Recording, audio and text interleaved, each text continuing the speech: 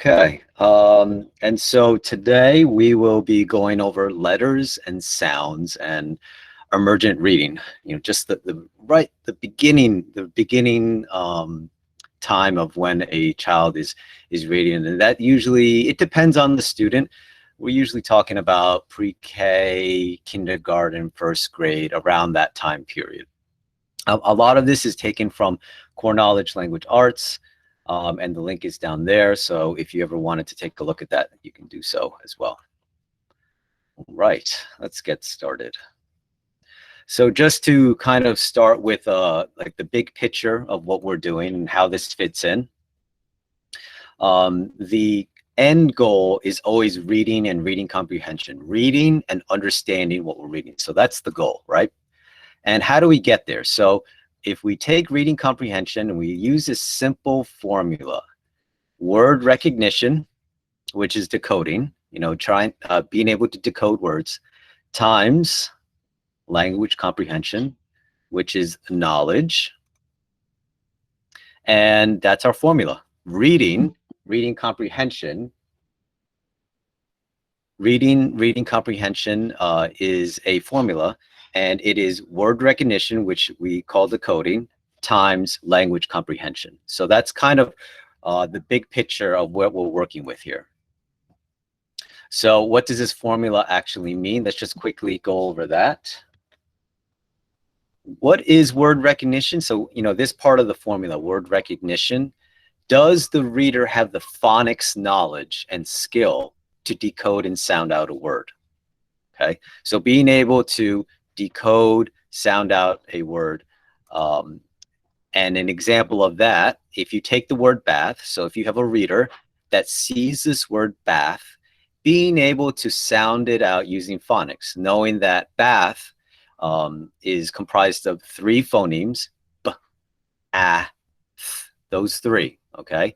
And when you put those 3 sounds together, you get bath, and you blend it and you get bath. Okay, so that's word recognition. The other part of reading is language comprehension. So does the reader, when they read this word, do they have the knowledge to make sense of this word? So a reader might say, okay, I can decode bath, bath. Okay, but do you know what a bath is? I know what a bath is. I take a bath every day. Okay, I know what a bath is.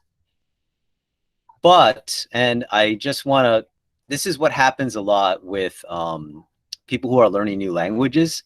And a lot of you might have taken another language when you were in high school or elementary school, and you learned the rules, the phonics, and you could sound out words in another language, but you may not know what that word actually means. So in that case, you might have this skill, the phonics skill, but not have the knowledge and the language comprehension skill. Vice versa, obviously, if you can't even read the word, like sound it out, then you're not going to have any language comprehension because you can't even read the word in the first place. So that's why this formula is so important. We have these 2 aspects. You must be able to decode, and you must have that background knowledge, vocab, context, background knowledge, syntax, grammar.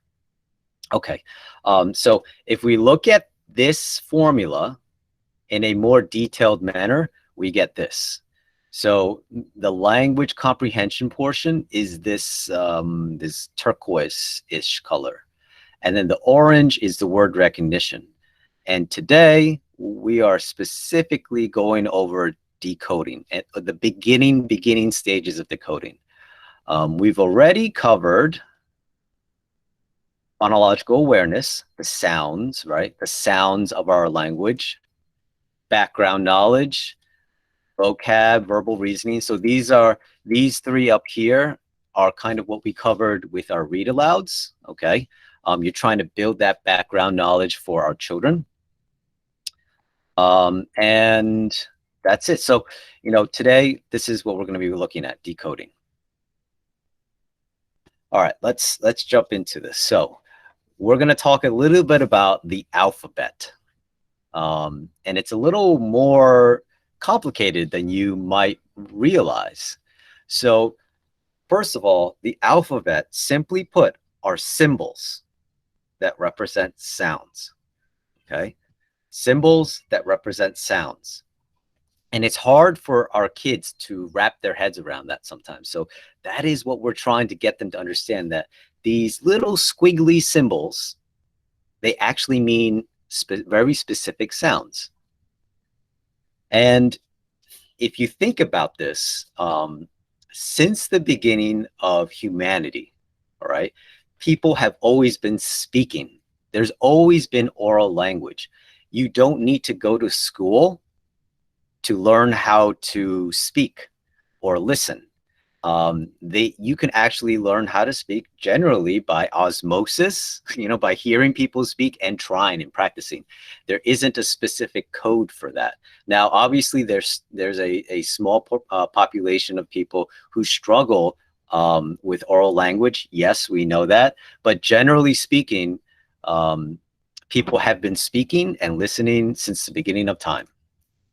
It's only for a few thousand years that people have been reading and writing. And generally, within very short couple hundreds of years, have most of the population been reading and writing.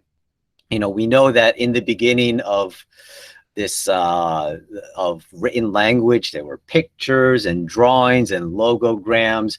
If you can kind of recall and think about like Egyptian hieroglyphics and stuff like that, those aren't true alphabets, but it was a form of writing, right? That, their writing would look like trees, and that would mean tree, okay? Or it might look like a mountain, and it would be a drawing that looked like a mountain. So reading and writing is a relatively new phenomenon. So the alphabet's purpose was to take the sounds, the individual sounds of words that have been spoken, and translate them into paper. So the alphabet starts with the sounds of the language. Okay, just remember that, the sounds, the individual sounds and phonemes of the spoken word.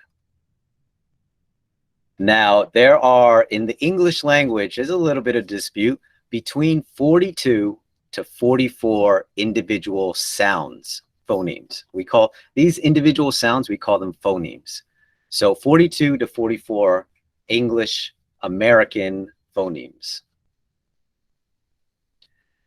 But there are only 26 letters in English, okay?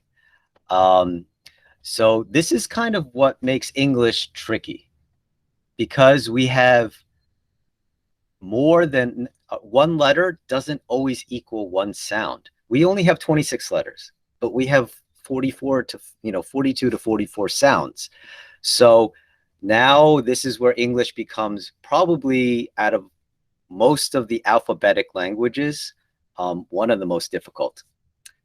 If you look at, well, I'll get into this a little bit later, but Finland, right? Finland has, I think, 29 letters, and they have 29 sounds. So every letter corresponds to one specific sound.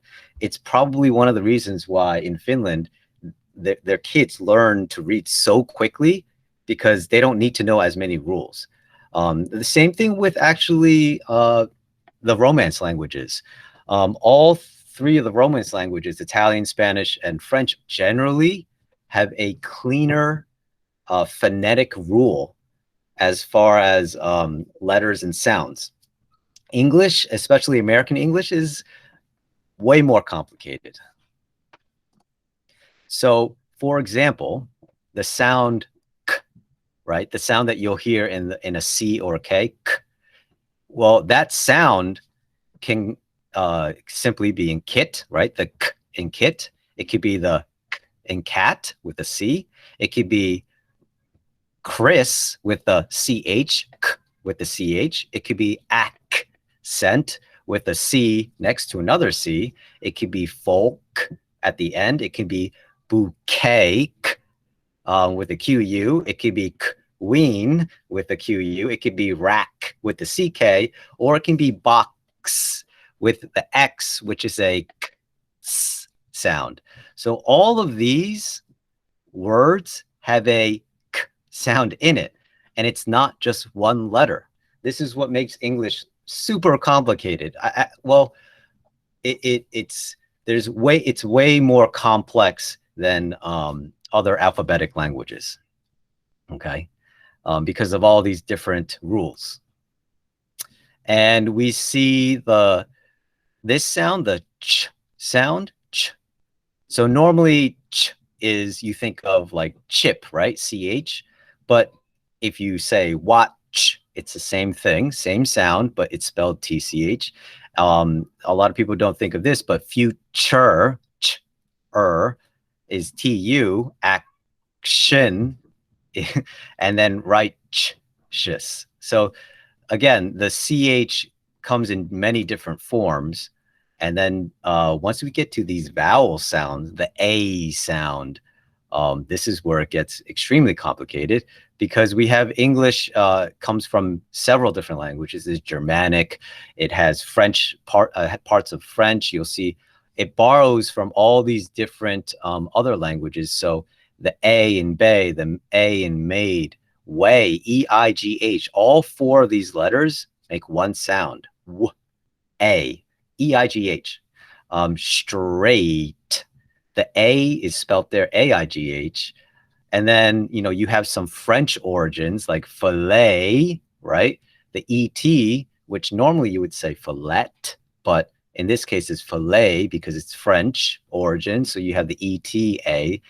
Yeah, and if you kind of just go through this, you'll see, wow, look, there are so many different ways to spell and read the sound A. This is all just to belabor the point that our English alphabet, unfortunately, beautiful. I mean, in many respects, beautiful, complicated, but also unfortunately takes longer to learn.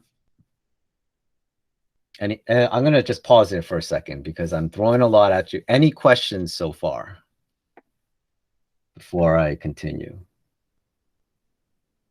If you want, you can either just type them in the chat, or you can just unmute yourself as well. That's fine. I'm going to keep going. So the sounds, because English is, and the English alphabet is based on the sounds of language, not visual. So it's like Chinese, all these old, their characters, their language is based on pictures. Our language is based on sounds. So that's where we have to begin with our children, the sounds. And we talked about this in our first workshop about phonological awareness, the sounds. We have to encourage, instruct, and practice with children to discriminate and hear the individual sounds in words. So again, we talked about this, rhyming words, practicing with your children what rhymes with log, you know, and we can encourage them. They can try their best. We can guide them.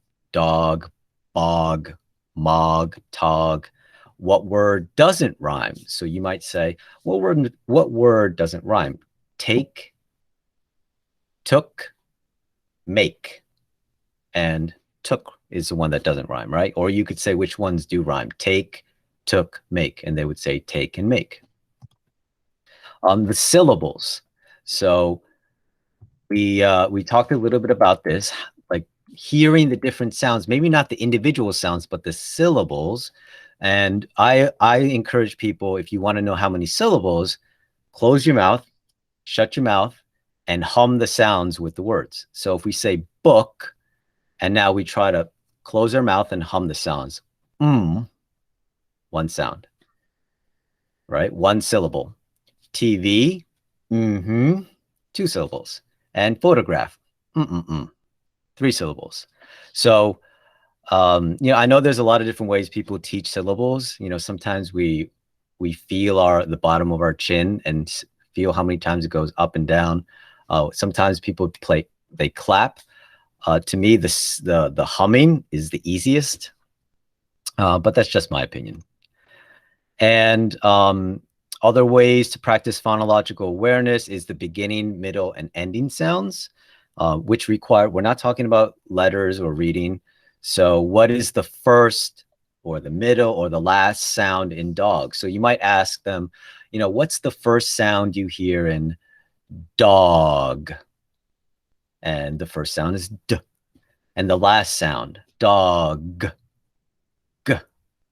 And the hardest to hear usually is the middle or the medial sound. And if you kind of stretch it out for them, that helps. So you might say, what's the middle or the medial sound in dog? And it would be ah, right? So being able to hear the individual sounds really sets up a foundation for letters and reading and spelling and putting all these things together. Okay, this last one, this one's a little harder. It's called substituting. So if you ask a child, say cat, and then they would say cat, and then you would ask them, now say cat, but change k to mm.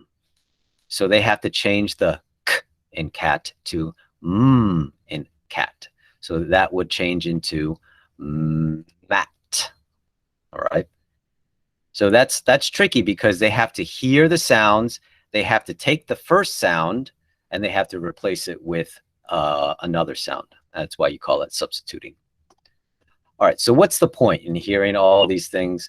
We're trying to teach the students that letters, what letters and the alphabet truly are, and it's a representation of sounds. The alphabet, the letters, and the sounds. Okay, this is the alphabetic principle. If once a kid gets it, they're like, oh, I really get that these letters, you know, all these different letters, they mean this sound, and then they can start kind of putting it together.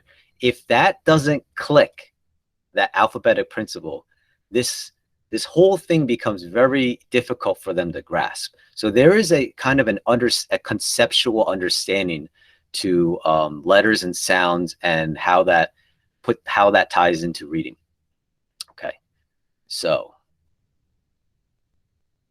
with the letters, there's two parts to letters, and you know the obvious one is there's a name to the letter, and then there's the sound. So we know the names, right? The name is just, you know, A, B, C, D, E, F, G, etc., etc.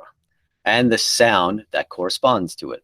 So instead of A, B, C, you have A, B, K, D, E, F, G, so on and so forth, okay?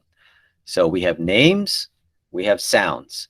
I think a lot of times we get maybe too hung up on the names and teaching just ABCs, here are the names, which is great. It's important to know the names, but remember, what's the whole point of letters? The letter is a representation of a sound. That is actually more important. So do not forget the sound. A couple of pointers. Don't try to teach all of the names at once. And don't try to teach, and then try to teach all the sounds at once. So don't teach all the names and then all the sounds. That's not an efficient way to do that. Also, it's not efficient to try to teach the letters in alphabetical order either. I think that might be a way. You probably could get away with it, but it's not the most efficient way. And I'll explain why in a little bit. The best way to do it really is to teach a few letter names and their sounds, and then work with those few letters, and then just slowly keep adding a couple of letters. You know, add a letter and a sound, add a new letter and a sound, and then just keep working with that group. That little group gets a little bigger and a little bigger and a little bit bigger, and then you have then you'll be able to cover all 26 letters and sounds. So the sound of a letter is generally more important than the name of the letter, but they do need to know both. It doesn't mean that they don't have to know the name. They do need to know the name, but the sound in general is probably more important. So here is, something that I actually recommend this alphabetic sequence. Now, this is not something that I know all teachers follow. I'm not going to force teachers to follow this either, but this is kind of like my recommended scope and sequence for the alphabet and teaching letters and sounds.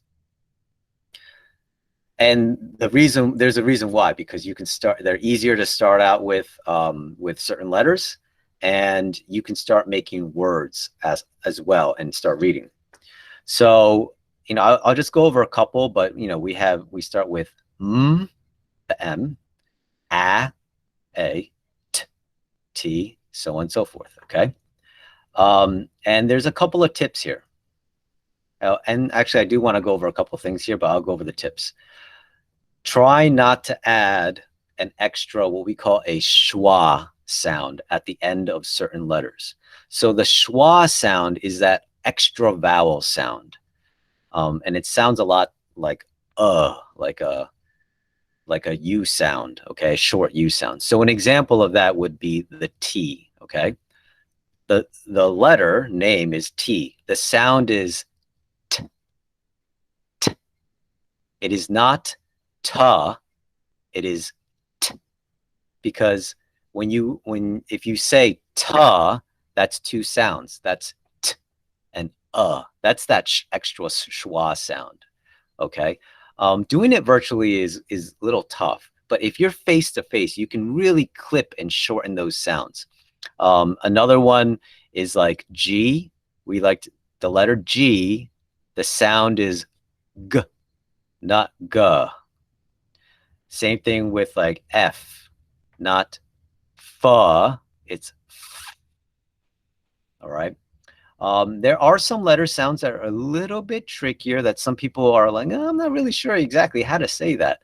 All right. So we know that X, right? X is tricky. The name is X, but the sound is the way that we teach it at first is X. It's two sounds. It's the K and the S, like have come together and collided. X. It's not the K and it's not S, it's X. So it's two sounds. Technically, it's two sounds, okay? And the Q is, even though Q is one letter, the way that we teach it is that Q is always paired with U. So even though we see Q there, we're going to assume it's two sounds, kwa, kwa, the K and the W, kwa, all right, kwa. So those are a couple of tricky sounds. I know that people are like, I'm not really sure. All right, so and watch those extra schwa sounds. That's tip one. Tip two are vowels, okay? Vowels are important to know, but also it's important to be able to distinguish vowels very clearly from consonants. And you'll know it's a vowel because a vowel, you can hold it, you can extend the sound of a vowel, and you can sing it. So our vowels are A, right? And you can say A, the sound is ah. And you can hold it, ah. You can hold it. Same thing with I, I O is ah, E is eh. You can hold it. But you can't really, like, for example, with T, that's a consonant. You can't extend that sound. You can't sing it. You can't, all you have is T. You can't go you can't, like, there's no way to do it. So certain sounds you can sing and hold, the vowels. Consonants, some consonants you can, but most consonants you can't hold and continue. All right, so just a couple things there.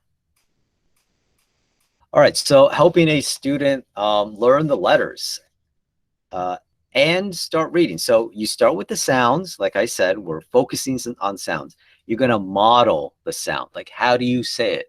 So if you're doing M, all right, you want them to see your mouth and hear what you're saying. So, look at the way my mouth is shaped. All right. I have some examples here. that I'll show you a little bit later. And if they want to practice, okay, you might be able to give them a little mirror, or if you have a mirror in the bedroom, they can try to mimic the way that your mouth looks with the way their mouth looks. So they're saying it correctly, right? So they can kind of look at it. And then you might say a couple words with that sound in the beginning. So if you're doing M, maybe you say max, mat, my, right? And you're showing them, oh, these words have that sound. And then say some words, number 5, say some words with the sound at the end, like Sam. And you're always kind of exaggerating, right? You're exaggerating the sounds because you want them to hear all the sounds. All right, so you say a couple words with the sound at the end, and then you'll either show or write, the letter on an X card. So M, here's M. This is what it looks like. M makes the sound So now you're connecting the letter, the way it looks, the name, and the sound that it makes. And then you're going to say the letter. And then we're going to try to have the student make some words. Now, you really can't have your student or your child make words until they know a couple of letters and sounds. And we'll do that together. So an example, let's say you've taught M, you've taught A, you've taught T, and you taught D. Actually, let's say you taught M, A, D, and you're teaching a new letter T. So 4 letters. They need 4 letters for this, okay?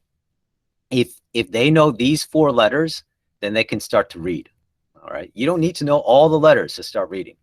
So, let's try number 1, practice old sounds. So with your child, you might say, let's practice some old sounds. Ah, t, okay? And you might be showing them, all right, this is at. And you might be asking them, oh, what sound does this make? What sound does that make? Then you're going to model the sound. Today, we're going to learn about a new sound. T, t. Look at my mouth when I say t, t. Now you say it, and look, if you have a mirror, they can look at it and they can say it. The number 4, listen for the t sound in these words. Tom, talk, TV, 10. They all are at the beginning of those words, right? And then at the end, rat, cat, bit, bat. All right, so let's look at this letter. You take out the letter. This letter is T, and it makes the T sound, okay? Here it is, T. No. Now, you know M, you know A, you know T, you know D. Let's try to make some words. So, this is something, if they're in preschool, maybe not.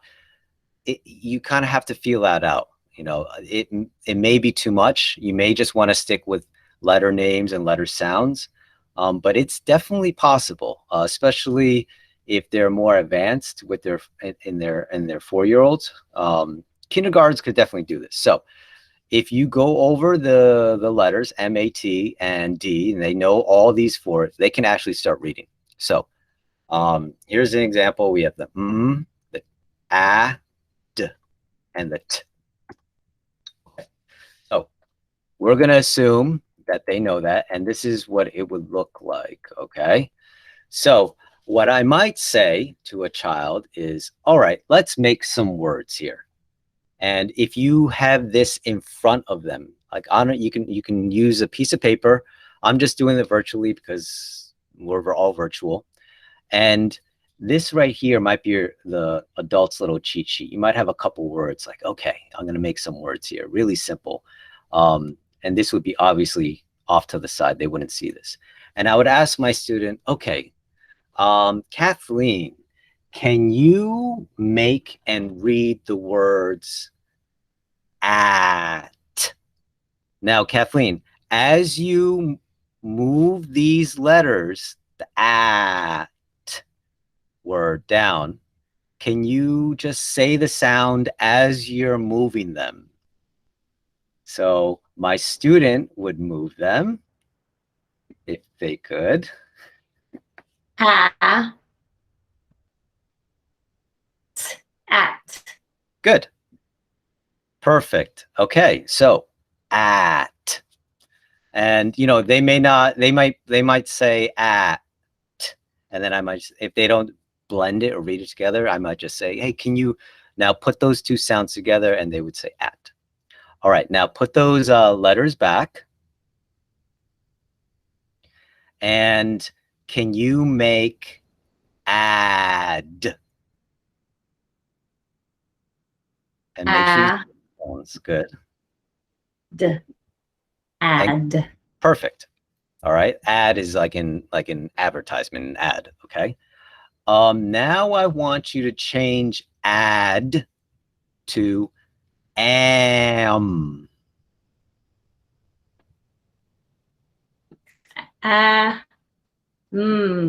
Am. Perfect. And then can you change am? It's a little tricky to mat.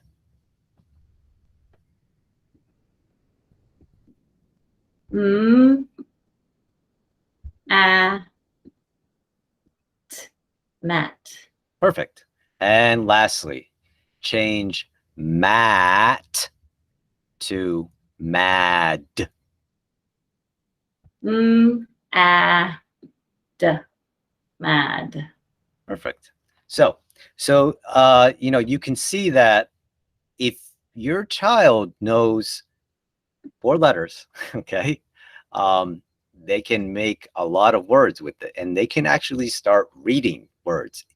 The only thing is, you know, when they're starting to learn this, it will be slow and they will have to struggle with it, because these squiggly these letters, I'm sorry, they're going to look like squiggly lines. Then it's going to look like gibberish to them almost. It takes a long time for them to instantly recognize the M makes the the A makes the ah. All right. But this is how with 4 letters, they can start reading. Okay. And it's not like they're reading, you know, sentences, paragraphs, but they can make words.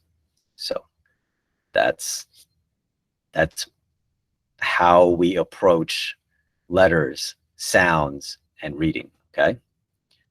Okay. So let me jump back into the presentation. So the initial goals of this is to introduce, and that should say teach, sorry, a few letters and sounds, right? We're not trying to teach all 26 at once, just a couple, and then have them practice with those words, right? Create some words, then read them, blend them, then add another letter and sound. It might take, some kids can do it within a couple days, and some kids might need a week with those 4 letters, and then you add a 5th one. Then review the old and the new sounds. Again, create some words and read them. At some point in time, like there'll be a, you know, it's going to take a little while, but the alphabetic principle eureka moment will come. That light bulb will go off. So what we're trying to do is create and strengthen neurological links, brain connections between neurons that create synapses, right? So that as soon as they see letters, which is the visual component, they will hear the sound in their head. So there's a visual and a phonological component that are instantaneous, okay? And a word of caution. We do not, and this is sometimes the biggest temptation, you don't want to jump ahead and throw whole words to beginning readers. And what I mean by that is you want to teach the letters and sounds and have them build words, okay, and play with them. Memorizing whole words was not the purpose of the alphabet. The purpose of the alphabet was to take the sounds and put them together. We don't want to tell a kid, here's Matt, remember it, look at it. All right. Because what they're going to try to do is remember the shapes of MAT and remember this is Matt. All right. we don't want them to memorize the whole word as a unit. That actually builds really, really, really bad reading habits, okay? What you want to teach them is, okay, this is the word mat. Let's look at at. So if you teach them to memorize mat, they'll only know one word, mat. They'll remember it, and they'll remember that one word. But if you teach them M-A-T and the sounds, they will be able to read mat. They will be able to read this. And it's not a real word, but they will be able to read it. Tat, am, at, right? All these, they can, with 3 letters, you can, and their corresponding sounds, you can do a lot more than just teaching them to memorize one word, okay? Yeah, so that is a really dangerous thing to do. And how much time do we have? Oh, we got a little bit of time. Okay, so here's an example. We don't want to teach whole word units, right? Imagine that you're a child and you're learning a new language, right? And the rules of this language are that there are certain symbols and they have certain sounds, right? This is an alphabetic language, but we're reading from right to left, okay? So we're all young kids, and I say, yeah, this sound makes the k sound. This sound makes the I sound. So now we have k, I. This makes the t sound. So we have k, I, because we're reading right to left in this language. R, a, kit, ran. So if you know a couple of different letter sounds and you know the code, you can read this. Kit, ran. And that's how kids need to be taught how to read. They start with the letters and the sounds. You give them the tools and the keys to figure it out. And then you practice and practice with it. And you have them play with it and rearrange things. And it builds those connections in their brain. All right. So again, how do all these letters and the letter sounds fit into the big picture? We're talking about decoding, right? The alphabetic principle, spelling sound correspondence. All this will help with word recognition. And here are our resources. So let me just show you a couple. Let me share my whole screen.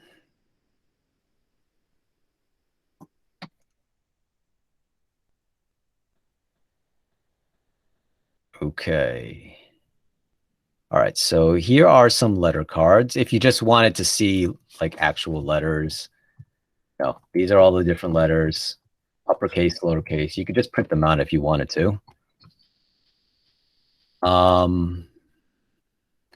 Here are some sound cards. So like, let me make this a little bit bigger. So the word is mat. This letter, mat, makes the sound, right? Add, ag, right? So you could use that if you wanted to. And if you wanted to, what I did before, you can actually just print this out and cut them out. If you print these out and cut them out, then you can, let's say, based on the example that we had before, we did M, A, D, and T, right? So you would cut out M, A, D, and T and give them to your child and just say the words. Say, can you make mad? And they would, using their hands, manipulate the letters, say the sounds, and try to put them together to make it. So you could just print this out, and it becomes little letters that you your students, your children can manipulate. And the phonological awareness activities. There's a whole bunch of examples here. So I'm not gonna, we don't have enough time to watch them all, but you can watch them on your own. They're kind of what I was showing before, practicing the sounds of the words, um, discriminating and identifying the individual sounds. So those are, that's kind of an approach to starting out with letters and sounds and the beginnings of reading. There are some other different ways to approach this. I think this is a strong way. I think most of our teachers approach it in a similar fashion. Um, and hopefully this is helpful. So if anyone has any questions, Kathleen, can you stop the recording and then we can just take some questions?